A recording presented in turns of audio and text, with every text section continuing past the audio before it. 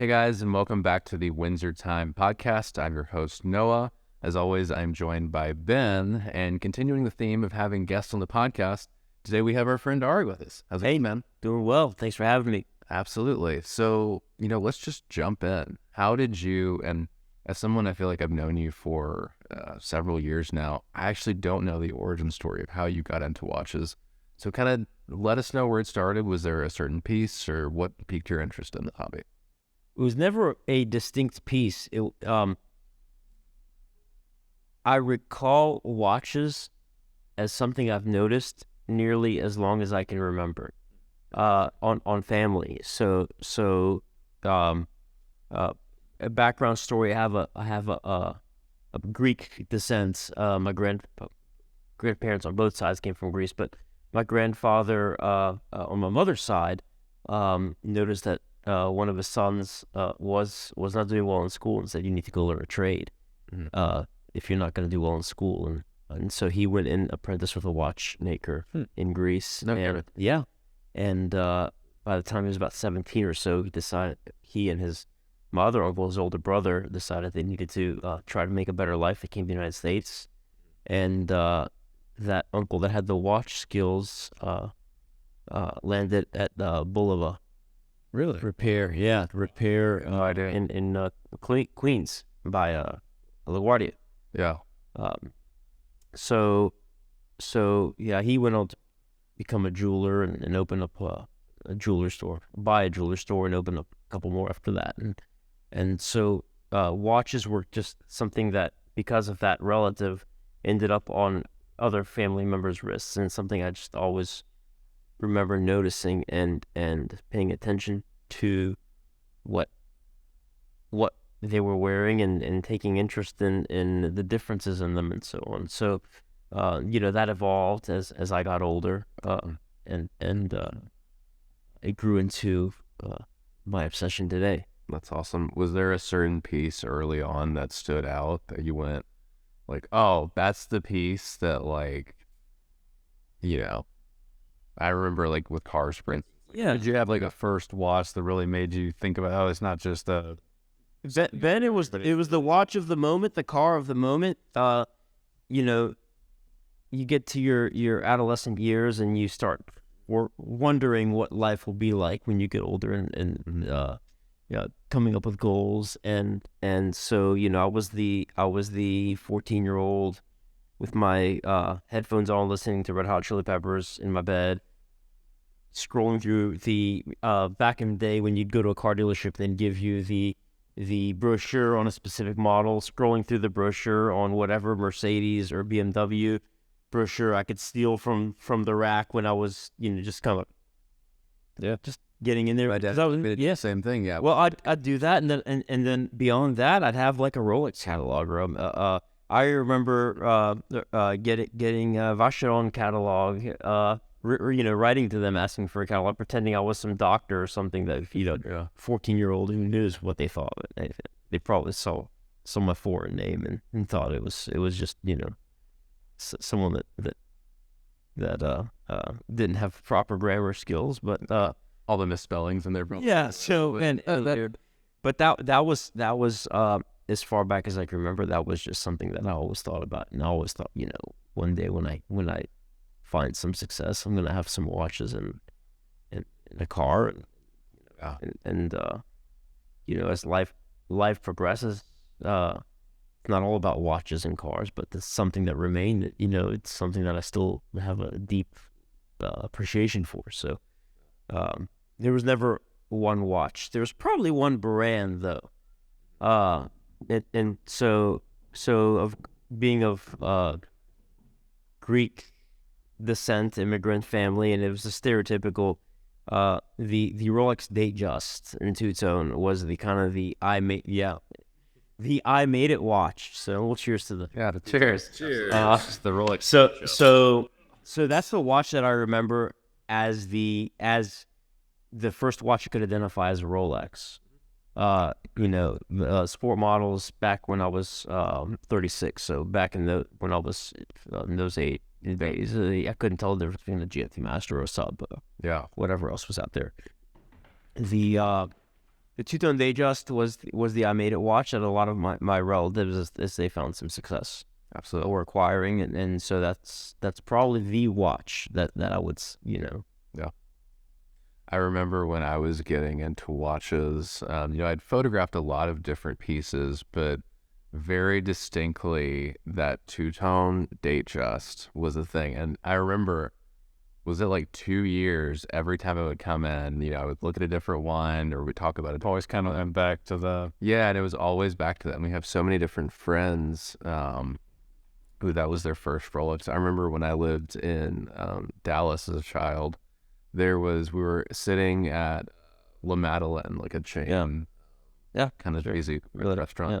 And I remember I looked across to, there was like a movie theater, and they had different like large form advertisements. And there was one for I guess this would have been early to mid 2000s, two-tone Datejust, the bluesy. And that just stuck in my mind so much. I don't know what it is about the design language of Rolex that just resonates so much. But yeah, the two-tone Datejust it's an icon. there's something to be said. I feel like steel sports models get so much attention these days. We all know that. And when people think of an only watch, if you're wearing one watch, think of a steel sub, a Note 8 sub, or a Black Bay, or this or that with another, an Aquanaut, other things. But I actually think a steel and gold, a two-tone 36 millimeter Datejust could be your only watch too. Like in this way that it does everything, and it can dress up, it can be super casual. And we all know that, but it almost gets, as much as it's always in the, like watch zeitgeist, everything out there, it's always in people's minds. It also still never gets completely its day. Like if there's spotlight, it just does. It's a watch I have memories, still shop memories as a youngster of relatives in church settings and suits wearing a two-tone Datejust, and uncles at the beach wearing a two-tone Datejust, getting into the sea with it. And it's just when you think about the one watch collection, I think the two-tone Datejust might be it. It's as watch nerds, we just we brush it aside because of how common it might be, but it is. There's a reason. It's Sure. It's easy to discount, but the beauty of Rolex with their bracelets, when you're talking about the Oyster bracelet, Jubilee, President, whatever it is, I mean, just the design of that bracelet is such a noticeable thing. With this, I mean, like you said, I mean, it's such a versatile piece. It's identifiable. It's part of culture. But enough about the Datejust. What do you have on your wrist on today? Today I am wearing the Jaeger LeCoultre, as we say in Carolina, the JLC. Yeah. Polaris. Polaris. The entry level model. So no date. 41 millimeters versus the 42 millimeters that you get with the date. Blue dial. Not on the strap. It came on the leather strap. It's the rubber strap that you'll find on the date and the perpetual calendars. But what's cool about Jaeger is they're part of the Richemont group, and Ben could probably speak to this. The Richemont group has made a push to ease of changing straps. So this strap can be changed, deployment, clasp, and all with no tools. So upon purchasing this watch, about a week later, I went ahead and put the order in for the rubber. Because when you travel, you can have leather and dress it up, where what you're wearing today, and look like a dashing gentleman ready to go out to dinner. Or you can throw it on rubber and go sit by the pool and have a cocktail. So enjoyable watch, does a little bit of everything, like we talked about. I look for probably had it less than a year now. And you had added on the leather the majority of the time, but I must say that rubber is just phenomenal. Yeah, it's awesome. It's super big. And as we were saying, it is interesting to see how many brands are going to these quick release straps, which makes it a lot easier for the enthusiastic consumer. On a prior episode, Nate was talking about how you can have, few watches, but you can have almost many watches in one with strap combinations. But Yeah. a lot of people are at the whim of their retailer or someone else who, has the savvy to change a clasp or change, pull spring bars out. A quick release system, makes it easy to have multiple watches in one in a way and a couple different looks, and it's just fun more than anything. So the quick release system, it incorporates the factory look. Yeah. Which is fantastic for that for the person on a budget that doesn't want to spend for the factor clasp to the point of changing straps. You can go on Amazon, you can go on cheap NATO straps, you can unplug all these straps, you can go on any strap and redefine your watch almost every day. Well, and I remember to that exact point, I had and still have the Seiko Alpinist, like the OG, the green dial one, and Barton bands very early on. You're talking about straps under $50, had the quick release. So it was interesting to see, like we talked about with Nate on a previous episode, the smaller brands have to work harder to get that dollar. And with Barton bands, they were already doing their elite silicone and different bands that had the quick release built in.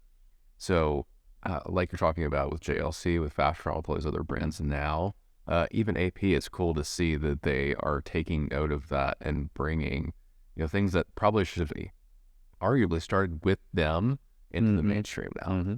Totally. Kind of inadvertently did wrist checks. What are you rocking? I am rocking something a little different. This is the Norcane Wild one with the burgundy case. And this is kind of I'm going to admittedly butcher what it is, but it's kind of a biomaterial, like a recycled biomaterial that works kind of like a compressed carbon or a ceramic. Yeah. Super hard, eco-friendly, super cool watch, no date, has a really cool laser etched dial. And just kind of a refreshing watch in my mind. As much as I'm a Norcane retailer, if I wasn't a Norcane retailer, I'd still be really into this watch because it's just kind of, they're a brand that's at scale, but I feel like it has that element of being an independent.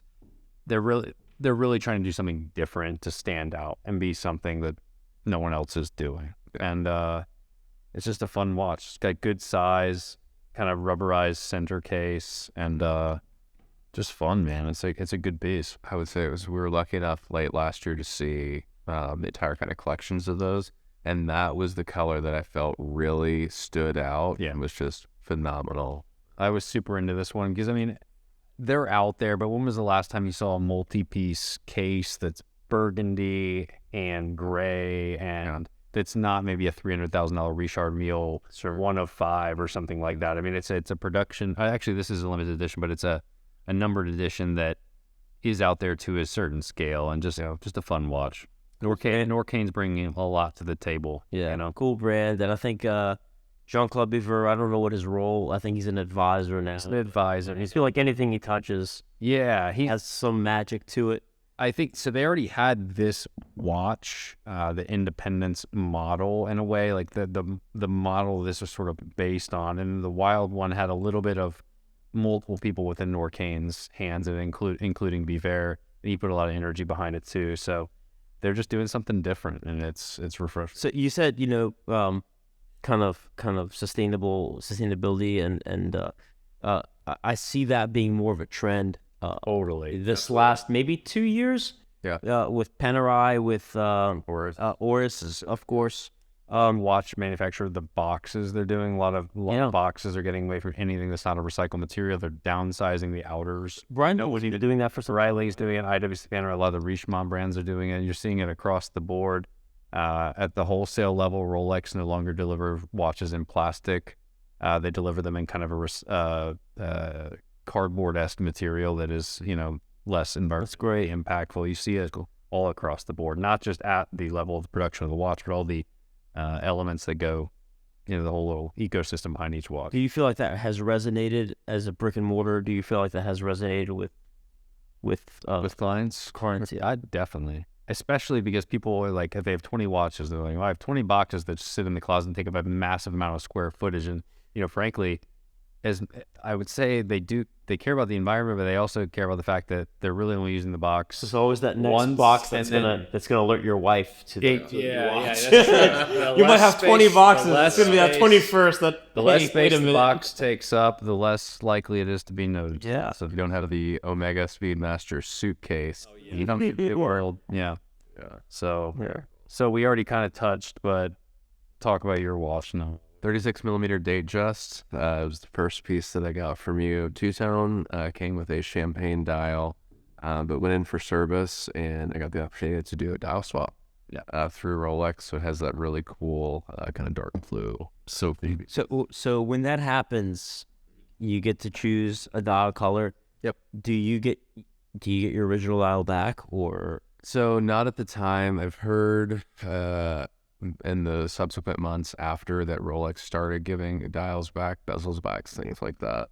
But unfortunately I didn't. But at the same time, I think it goes into a file of some sort for that watch, and it's kind of stored away by Rolex. I think so. There's a bit of a, I don't want to say a gray area because that sounds wrong, but I think it depends on the generation of the watch too. There are some that I'm going to go down a direction that I don't have all the intel on, so I don't want to misspeak. But I know frequently when we service, I rarely see a dial come back if there's either a direct replacement of a dial, like a service dial. A black dial comes back with the same dial, but it's a service dial. We generally do not get the original back. We will get something like the old crystal back, the old gaseous back, the old crown back, crown tube, all that is replaced during a Rolex service. We'll see those parts back. We rarely see the dial return. That I think it might be a piece-to-piece. is there a risk of, I guess maybe the risk of that's ending up in a Franken watch or I something? guess so. I guess they just want to be protective and make sure that dial's ever used, or if it's ever, they just don't want it going in something it's not supposed to go on, which is probably exactly for that reason. What about when you look at watches, you think about okay, I'm sitting in for service and I've put a couple marks on it. Feel I want it to come back. We briefly touched on this another episode. Yeah, but it's totally dependent on the purser. Some people don't want their edges touched. Other people want to see spick and span, shiny, catching the lights case, and they'll sacrifice the edges of their case. So it's really to each their own. So I'm a believer that like my wedding watch, I kind of I wanted to explore, and I kind of kept leaving hints out for my wife, my fiance, now wife. Sure. It ended up being my wedding watch. She gave it to me on our wedding day, and that's a watch that I feel like I beat the hell out of in my day to day. I'm kind of blue collar in the my profession, and I want to get into that. Yeah, we will. And So I wear it and beat it up, and it's something like every mark on it is something I feel like needs to stay on it. This is part of my story with the watch. Yeah. But at some point the watch will need to be serviced. So I always wonder. I mean, generally it's an option, but there are. I mean, if you take Patek Philippe, Aquanaut, or Nautilus, there is a certain point on bezel imperfections, damage, or wear down where they will not service the watch without replacing. It could be structural. It could be structural, or they just can't re-edge it to at a certain point they're only going to do the service with the refinishing. But generally it's an option. Generally they're not going to touch the watch aesthetically unless you want them to. Like throw all the, that obviously goes for Rolex and other brands too. Yeah. So we have your case in front of us. Why don't you walk us through a couple of your favorites? A couple of my favorites. So, Carolina Watch Club. I think a previous guest, Chris, kind of went into what that's all about, and that's long story short. I'm in the restaurant business, and I've with my partners, and I just opened up a restaurant. We're in Charlotte and expanded into the Raleigh market. Opened up a store out there, and I had rented an apartment in near the restaurant as we were spending a lot of time out there. I remember, working a long day and coming home and showering and just sitting on the couch and just scrolling through Instagram and whatever the algorithm fed me a Carolina Watch Club members account, and of course you see some pictures of interest and I click it, see his account, was car guy, watch guy, and I noticed he's in Charlotte. Well, it's cool. At the time, I did not know that watch communities existed. Yeah. It was beyond me. You know, I thought I was just this lone nerd that just liked watches. And well, I knew there was more nerds because of Watch Time existed, and that was on the magazine racks and whatnot. But I didn't know that was a thing, and so I messaged the guy, thinking I was a total creeper. Said, hey, notice you're in Charlotte. We have a lot of the same value. I'd love to buy you a beer sometime. Talk watches. And as I'm scrolling through, I noticed he tagged Carolina Watch Club. And so that was in 2018. Saw Carolina, DM'd the account, said hey, and got on the mailing list of the get-togethers and whatnot. And I went to my first get-together. I was blown away. And that kind of was I don't want to say pivotal moment in my life, but it almost was because I'm not the only one. Exactly, yeah. So the guy, though? there's the guy you messaged? Anselm. That's a volunteer dance. Yeah. So One of the greats. one of heavy hitter like watch guy. Yeah. So yeah, I go to my first meetup and I'm just like all about it and keep coming. And so 4 years, 5 years into it, Yeah. I've amassed some of my closer friends are watch club guys. This is 36. So in the last, one of the watches I've been wearing a lot of lately. It's a great story. So you want to talk about community that comes from watches. Community, like we talk about this geekiness, but it brings together so many like-minded folks, and we meet and we talk about literally everything from beyond watches. But we also trade watches. I think we've swapped watches a few times, and so a fellow club member and we meet up, and I have a sub, and he had the Batman, and we just were having drinks and swapped watches for a week, and at the next get together, I forget how long it was. I was wearing the Batman. I really enjoyed it, and we trade back, and yeah, what'd you think? I loved it. I'm gonna reach out to Ben. Ben's gonna put me on his list, whatever. And a few days later, maybe a week later, he texts me and says, "Listen, I'm not wearing this Batman a lot, and I know you really liked it. If I was able to get it to you at retail, what I paid for it, would you take it?" And I was so I think it's common knowledge what is going on in secondary market Rolex right now, and it's especially steel sport models like the Batman or any GMT investor for that matter.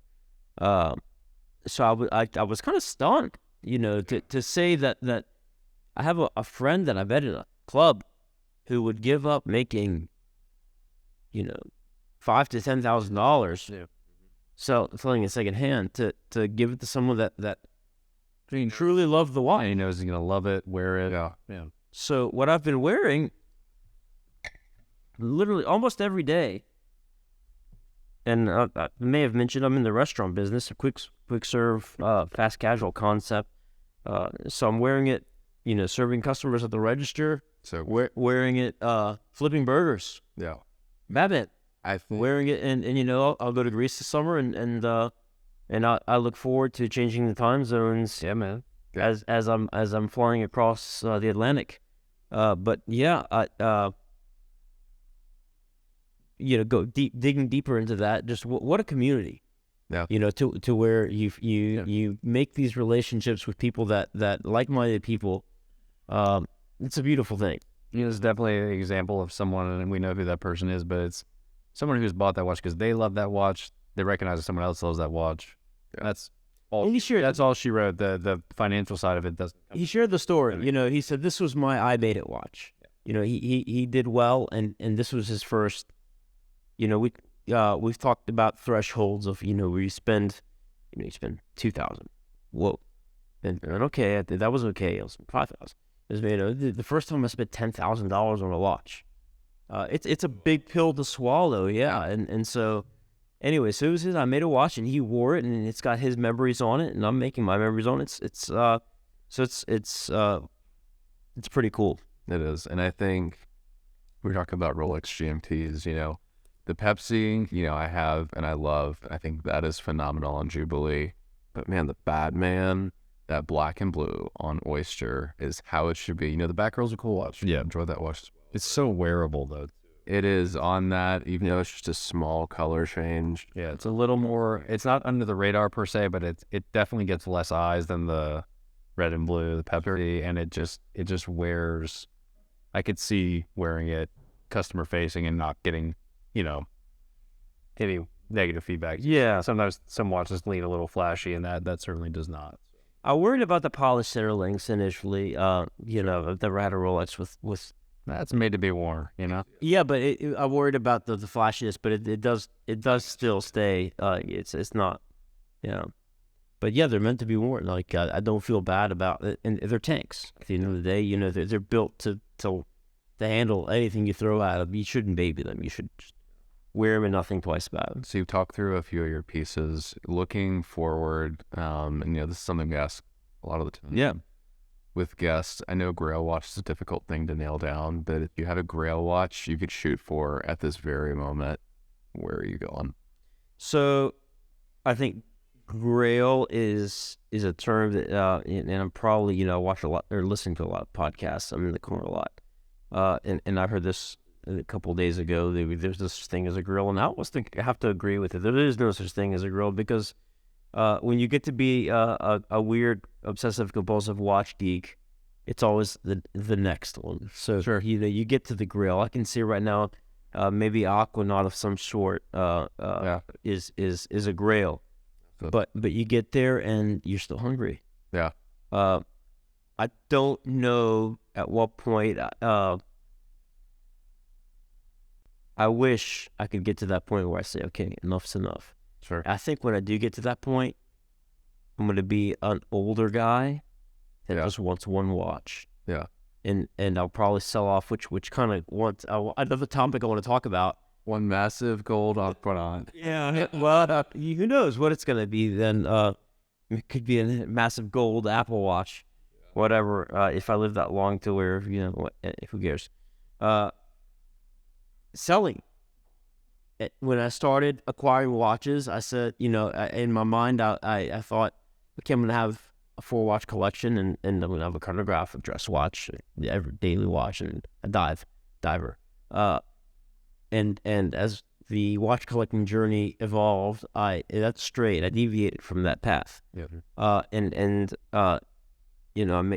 don't make enough money to buy everything I want to buy, so I have to move some pieces, and I always felt bad about trading and selling. How do we feel about trading and selling? There's a stigma associated with it. We touched on it in a different episode to a degree, but it's a good thing to be open-minded about and transparent about, because it's clearly a part of, this hobby and Sure. something that comes up, and there shouldn't really be a stigma behind it. I mean, there's a difference between selling from time to time and flipping. Yeah. Being in the, being a tertiary market or a secondary and the tertiary market versus selling to make room for something you're more interested in, I think are two different things, Yeah. Those interests evolve. So. Yeah, For sure. Exactly. I think every watch you get, you enjoy for a set amount of time, and then a lot of times, in certain cases, you're ready to move on. So I think destigmatizing the amount of time that is with some watches, I've never had one that was in for a month, but